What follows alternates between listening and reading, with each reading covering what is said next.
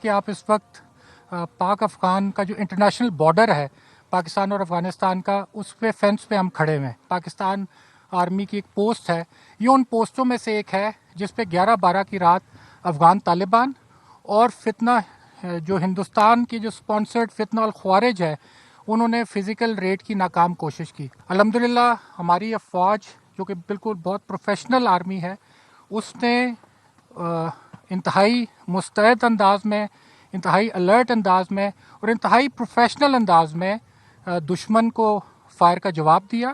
نہ صرف فائر کا جواب دیا بلکہ ہم نے انتہائی پریسیجن کے ساتھ ٹیمپریریلی دشمن کی 21 پوزیشنز پہ ہم نے اس کو جا کے ہولڈ کیا اور اس پہ پاکستان کا جھنڈا لگایا۔